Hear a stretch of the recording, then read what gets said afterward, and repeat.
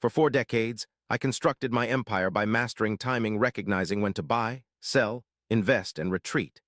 This strategy extended beyond business into my marriage 40 years ago, where I believed I had achieved the ideal long-term plan.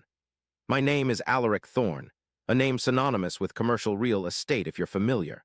Otherwise, understand that I've transformed city blocks into gold and solidified legacies from concrete. With a net worth surpassing $1 billion, sentimentality hasn't played a role in my success. Once upon a time, I married Serafina, whom I affectionately called Sierra. She was graceful, pedigreed, and charming, ideal for social events, and appeasing investors with her wit. Yet I wasn't gullible. I had witnessed many men squander their fortunes due to divorces that left them with little more than a former spouse. Prior to our marriage, my attorney drafted a thorough prenuptial agreement with extensive provisions. Essentially, it safeguarded my premarital assets, capped her potential claims on business growth, set up payout structures, and included an ingenious sunset clause for 40 years. My rationale was that by year 40, Sierra would be in her 60s, past the point of starting over, accustomed to a certain lifestyle, too weary to contest, and thus the prenup would naturally expire, giving way to what my lawyer Julian termed an exit trust. This financial setup would provide Sierra with a modest monthly allowance while ensuring the preservation of my empire.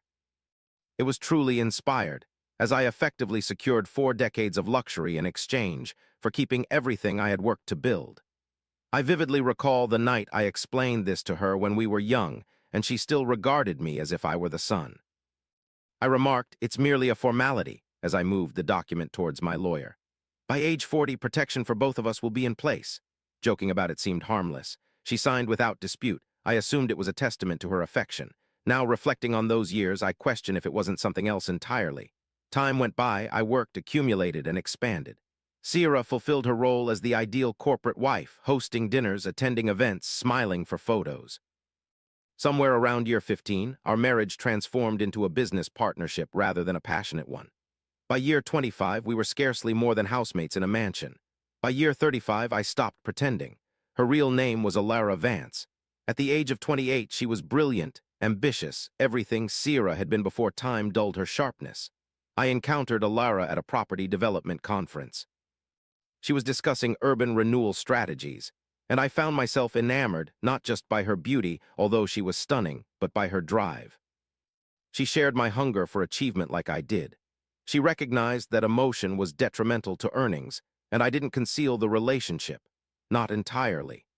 My influence rendered me unnecessary for clandestine actions, akin to a high-ranking executive not needing to hide in the shadows like an apprehensive mid-level manager.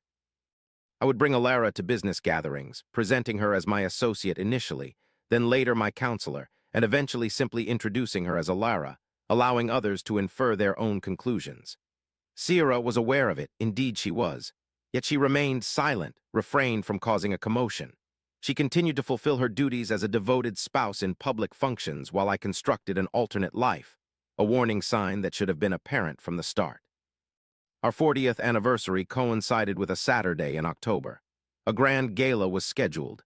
Sierra had orchestrated the event perfectly, as the invitation stated. The celebration of 4 decades of companionship was to take place. I endorsed the budget without giving it much thought. 100,000 more than you're worth meant nothing to me, as I was elsewhere, the penthouse, my exclusive domain unfamiliar to Sierra, with Alara. We indulged in champagne, caviar, and the urban vista beneath us, shimmering like a carpet of diamonds. ALARA wars echoed in my mind, symbolizing a passion for fresh starts in the life I was embarking on. "Are you truly going through with it?" she queried, tracing her finger along my jaw. Legal documents were already prepared, I informed her. By midnight, the prenuptial agreement would expire. By Monday, my lawyers would have filed it, and by Christmas, I'd be unbound, she smiled. And then whatever we desired. What I didn't disclose was that our desires wouldn't encompass marrying her. I'd learned my lesson about legal complications, but she needn't know that just yet. At 11:47 p.m., my phone vibrated, a message from Julian Vane, my attorney for 3 decades. "Task has been completed, trust termination effective at midnight. Severance papers are prepared for distribution on Monday, offering you your independence." Yet I experienced no feelings, neither guilt nor sadness, not even contentment, only a chilling certainty of my victory. On Monday morning, I navigated to the estate, the mansion I'd acquired 20 years ago, adorned with Sierra's garden and her library, destinations of a life soon to be dismantled. I had alerted her earlier. She was ready. In the sunroom, she awaited me, ensconced amidst windows overlooking her self-designed gardens. Clad in cream slacks and a silk blouse with hair now silver where it was once dark, she exuded tranquility and unusual calmness. "Alaric," she said, without rising from her seat. "I had been waiting for your arrival." I placed my briefcase on the table between us and presented the divorce petition. Its 200 pages of legalese reduced to a single, undeniable fact. I was departing, leaving her with very little. "I'm not shocked by this," I stated. I attempted to maintain a level, business-like tone, but a hint of satisfaction slipped in. The prenup lapsed on our anniversary. From Sunday midnight, the exit trust provisions became effective. She glanced at the documents without touching them. "I understand you will be taken care of," I explained. "The trust offers $25,000 monthly. The city brownstone is yours. It's not part of my corporate holdings. You retain your jewelry, your car, your personal accounts. Generous. Yes, it's incredibly generous. $25,000, she repeated softly. After 40 years without a single day's work, without taking any risks, without creating anything. Yes. I leaned back slightly, allowing myself a small smile. Had you read the fine print 40 years ago, time would have run out then. That's when she did something I didn't anticipate. She laughed, not wildly or bitterly, but with a soft, authentic chuckle that sent shivers down my spine. "Ah, Alaric," she said, reaching next to her chair. "I went through every detail, each word, even the ones you signed multiple times across 4 decades without a second glance. Here's a leather-bound ledger on the table, something significant for crucial documents. Recall our quarterly financial reviews? Every 4 years, like clockwork, you'd summon me into your study, have me endorse portfolio updates, asset shifts, trust adjustments. You described it as routine paperwork. You gave me a stack of papers, I signed, you signed, then we resumed our separate lives." She smiled. "Yes, I vaguely remember. There were many documents indeed over 4 decades. Julian always prepared them." She pointed out the ledger, explaining, "These weren't just casual revisions." I glanced at the pages, filled with documents neatly arranged by date, from 1988 to 2024 every 4 years. The labels read Prenuptial Agreement Renewal and Amendment. Upon seeing this, my mouth went dry. "Sierra," she continued calmly, "if you hadn't signed these, the 40-year sunset clause would have taken effect." She tapped one of the documents. "You see 10 renewals, one every 4 years, each extending the prenup terms another 40 years from the date of signature." I was taken aback. "That can't be true," I stammered. "Julian would have handled this. Julian prepared them as per instructions." She replied, "Yes, Julian is a lawyer, but it was me who instructed him 23 years ago." The room spun. "But I didn't think you could do this," I managed to say. "Do you recall the weekend, 2001, when I didn't visit my sister in Boston, but instead met with Margaret Chen, an exceptional contract attorney from the East Coast? I detailed my predicament and presented her with the original prenuptial agreement. Intriguingly, she pointed out something captivating. A renewal clause concealed in Section 47, subsection C, which enabled either party to propose modifications to be formalized through mutually signed addendums. She navigated to another page. Each renewal I had drafted was legally binding and incorporated one minor amendment that you failed to scrutinize. She turned the ledger to a marked section, my vision momentarily clouded, but I managed to stay focused. If either party is proven to have been unfaithful during this renewed contract period, as demonstrated by documentary, pictorial, or digital evidence, the sunset clause becomes invalid, and Article 14, Section 3 instantly activates. I was aware of that number. It was the infidelity clause I had requested to safeguard me if Sierra ever transgressed. It granted the faithful spouse 95% of all matrimonial assets. "You're bluffing," I retorted. "You don't have evidence of anything."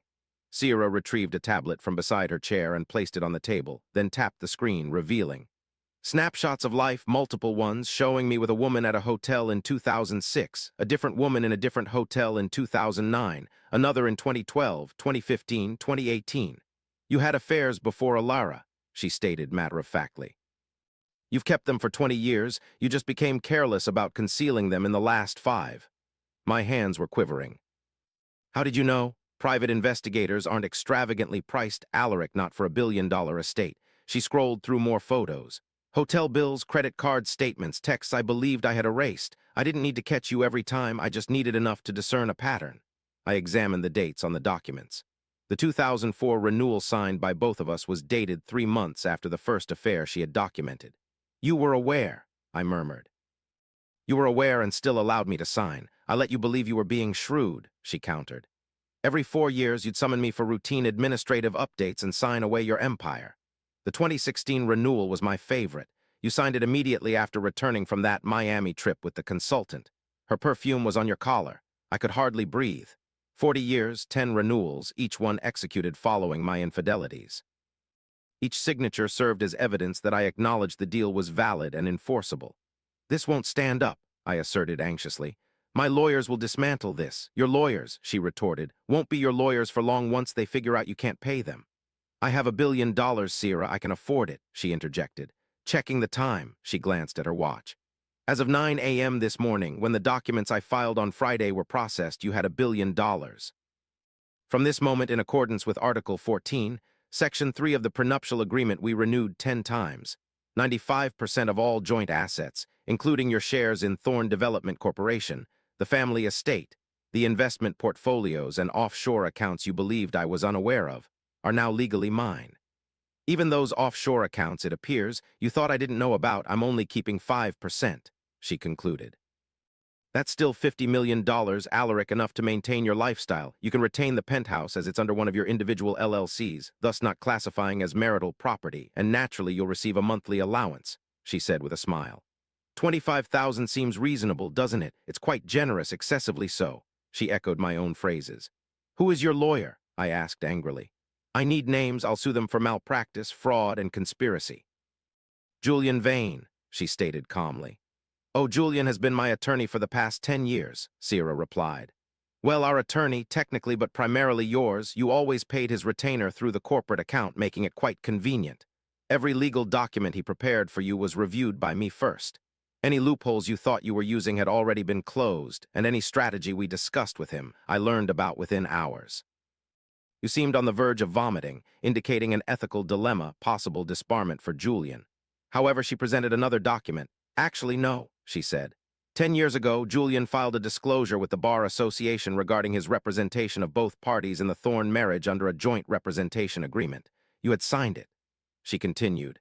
It was hidden in your 2014 tax documents. You authorized him to share information between both spouses. For 10 years, you gave Julian permission, Alaric, and he's been working for her all this time. The best part, Sierra added, was how easily it happened. You never read anything, not the renewals, not the authorizations, not the disclosures. You just signed whatever Julian presented to you because you assumed you were too smart to be tricked. I sank into my chair. Over 40 years, I'd believed myself a chess master when in reality I was merely a pawn. Why? I eventually asked. Why stay? If you were aware of the infidelities, and if you despised me enough to orchestrate this, why not simply depart instead? Yet here's why I didn't. You can't just take 40 years of my life and leave unscathed. You saw me as a mere ornament, a placeholder, someone disposable when a newer model appeared. On our 20th anniversary, you actually told me that marrying me was a shrewd investment. I recall thinking it was a compliment at the time. Do you want to know what was the most devastating aspect? It wasn't the infidelities, it was your pity. The way you regarded me with sympathy as if I were pathetic for staying, for playing the submissive wife without causing a fuss, thinking I was fragile, broken, believing I had no other options. I remained because leaving straight away would have meant accepting whatever you deemed I was worth. I remained due to my belief that with perseverance and foresight I could guarantee what was fair for you instead. This, I argued feebly, is theft, extortion. This is the execution of a contract you've signed repeatedly over 4 decades. That's not theft, that's retribution. She walked towards the door before pausing. By the way, regarding Alara, she mentioned, you might want to contact her. We had a chat last week. Showed her the prenuptial agreement terms, clarified the amount of wealth you'll retain moving forward. She seemed sympathetic, stated she needed to reconsider her priorities. The words felt like bodily impacts. Naturally, Alara, she was drawn to my power, my riches. Remove those elements and I'm just another man in his 60s. The divorce papers are on the table, Sierra said. Sign them or not, either way the asset transfer is done. You have 2 months to vacate this house. Mentioned the penthouse is quite luxurious. You should feel at ease there. She departed. I waited until the sun changed positions and the room chilled. I phoned Julian later that day, but he didn't pick up. His assistant informed me that Mr. Vane could no longer represent me because of a conflict of interest. She suggested alternative lawyers instead. I tried reaching out to Alara but got her voicemail. A text message followed. I believe we desire disparate outcomes. Take care. I contacted my CFO, inquired about the state of my company, and was told that Mrs. Thorne had obtained 95% of the shares and taken control. I could keep my 5% but would only receive dividends. Inquiring if I still held a position within the company led to an extended silence. That query should be directed to Mrs. Thorne. I didn't attempt contacting Sierra. I couldn't. Instead, I headed to the penthouse, a place I considered my safe haven. $50 million felt like mere pebbles compared to what I'd accrued over 4 decades, yet it wasn't sufficient for my established lifestyle, my amassed empire, or my planned future. The bitter irony of losing the long game was not lost on me. I had devised a prenuptial agreement to safeguard myself from an underestimated woman and set a sunset clause to confine her in time. Yet I had engineered my own defeat. Sierra, whom I'd believed I outsmarted, simply excelled at it. She played the part I scripted for her, the passive wife, the ornamental spouse, the woman who would grow too aged and battered to resist, all while I celebrated my cleverness. Simultaneously, she was constructing her own long game. 10 renewals, 20 years of documentation, a decade with my own lawyer under her control. I had taught her to strategize in decades, to contemplate the long term, to play chess when everyone else played checkers. I've mastered the lesson all too well. Now I find myself in this penthouse that seems excessively vacant, silent, and mirroring its true nature. An exorbitantly priced enclosure. I possess $50 million, a vehicle, and whatever remaining dignity I can retain. Sierra has everything else, the company that bears my name, the property I constructed, the wealth I accumulated over 40 years. The satisfaction of handing it all to her myself, piece by piece, lies in knowing I was too arrogant not to sign. When asked about my circumstances, business partners, former companions, the rare individuals who still answer my calls, I respond with complexities of a divorce, unforeseen provisions, legal technicalities. I conceal the truth that I orchestrated my own downfall 40 years ago by underestimating the woman I wed. I do not reveal that the sunset clause fulfilled its intended purpose. It wasn't my victory after 40 years. It was hers. My domain thrived due to timing and discerning action versus inaction. It seems Sierra mastered this art equally well, yet showed greater restraint in her choices.